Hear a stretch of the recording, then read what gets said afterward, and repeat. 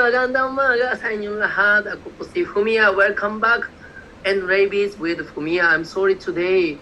My voice is not good, pero I'm still foggy, so it's okay. Yeah. So, we have an excited video for you today. In this episode of And Rabies with Fumiya, we will know more about symptoms of rabies in humans. Dr. Tim, and I have a special guest for you today. Dr. Tim, can you introduce our special guest? Magandang umaga sa lahat. That's right, Fumiya. We have a special guest for today's episode. We will be joined by one of our RITM's experts on rabies, Dr. Beatriz Quiambao. Dr. Betty is a Pediatric Infectious Disease Specialist and a clinical researcher with special interest in rabies. She is one of the foremost experts on rabies in the Philippines and has been conducting rabies research since 1992. It is great to have you here with us in the show, Dr. Betty. We are looking forward to this show, and I'm sure we will learn a lot from you today. Hi! Hi, Fumiya. Hi, Tim. Hello And po! to all your viewers, good morning. It's nice to be here in your show. And I'm very glad and I would like to thank you for doing this rabies education campaign with us. Hey, thank you so much. Welcome, Dr. Betty. I'm thrilled doing this project and I wanted to learn more about rabies as well. I know that this is still a problem in the Philippines and I want to help Filipinos finally get rid of rabies. We really want to eradicate rabies in the Philippines. Mm. And if we engage the public, that is one of the best ways to do it. So, for today, I want to ask you more about rabies symptoms, particularly how rabies affected humans when it gets worse. Dr. Tim, I know you have video for us to show, diba? Yes, Fumiya, we have some videos to show you. So these videos are documentation on the symptoms of rabies on humans. These were shot by Dr. Steve Sholand at the San Lazaro Hospital. I think this is the first time you would be seeing them. Yes, I've never seen that. Okay, so this is a boy admitted Yeah. at San Lazaro Hospital. Mm-hmm. And this is already a bit late into the illness, and you'll see further on in the video that the boy is very restless Yeah. and he's agitated, and usually they are very dehydrated. They lack water because they're not drinking. And you see here his agitation. He covers himself. He's afraid of water. He is also afraid of air. Air? Yeah, so that's part of the symptoms of rabies. Wow. So there you see him moving restlessly, his feet, his arms, and then again trying to cover his face. Wow. This is my first time to see like this. It's very sad seeing kids affected by rabies. So this is the same child, and here we are trying to show what we call hydrophobia. So if you see, the mother is holding a cup of water and is trying to ask the child to drink, and you'll see that he really does not want to drink. He avoids, covers his mouth, even if the mother is already trying to push him to drink the water. He does not want to drink it at all. And he's very agitated, trying to get away from that plastic cup of water. You see more agitation there. Again, the mother is trying to offer the child a glass of water. And you see him is trying to really move away, moving to the head of the bed so that he can get away from that glass of water. Now, why is he doing that? Because in rabies, when you drink water or you even see a glass of water, it will cause some involuntary contraction of your throat muscles. So it's very painful. So the patients try to avoid that as much as possible. You just see a glass of water and then you have contractions on your throat.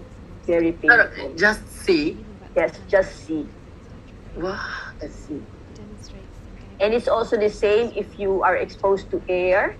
Let's say you fan yourself, also the same contraction, painful contraction. So they don't like air. Is it same as dog? Dog also they tackle water. Yes. And actually they're not able to drink. Wow, I know about it's afraid of water, pero I didn't see the video like this reaction. That's why medyo shocking talaga. It's a very sad reality for all rabies patients. And usually those symptoms are towards the end. Usually death will come maybe the next day or 2 days after. 2 days after. Very fast. When the patients have those symptoms already, the ones that you see in the video, it means the rabies virus is already in the brain. So from the brain, so it spreads to the rest of the body. Okay. So let's say you are bitten on your leg, the virus is on your leg, and then it travels to your brain. Once it is in your brain, that's when you start to have those symptoms. And then after that, it's very fast. So if we can see that reaction, like afraid of water, it means Rabies. Yeah. Yes. And it means the patient is going to die. Wow, it's so sad talaga. And what's sad is that 40% of people who are bitten by rabid dogs are children less than 18 years of age. So a lot of the patients are children. So it is certainly sad that a lot of rabies victims are children. I think it makes the problem of rabies more urgent. I agree. Rabies is a disease that we can eliminate. So I think we should work hard to do this in the Philippines. Yes, so, and then that kanina, the video, they were taking about hydrophobia and fear of water, di ba? How does this happen? Does this appear immediately after being bitten? No. After being bitten, there's about 1 to 3 months before the patient exhibits symptoms. Okay. Sometimes it can be as short as 5 days or sometimes as long as 2 years or longer. So it's very variable. Also depends on where the virus or where the patient was bitten. So if it's in the leg, so since it has to travel up to the brain, it takes a longer time. But let's say the bite is on the face, then the travel time to the brain is shorter. So the symptoms will come earlier. So I think some people forget when they Or bitten, bitten. di ba? Kasi too long minsan, di ba? Yeah. Wow, I see. That must feel horrible for the patients. So patients with advanced rabies always show this? No.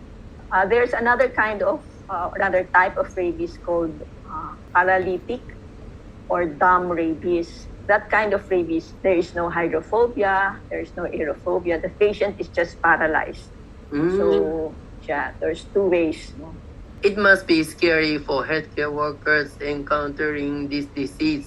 How do you cope up when you have patients like this in RITM? Well, we see a lot of rabies patients at RITM. We used to see about 2 or 3 per month.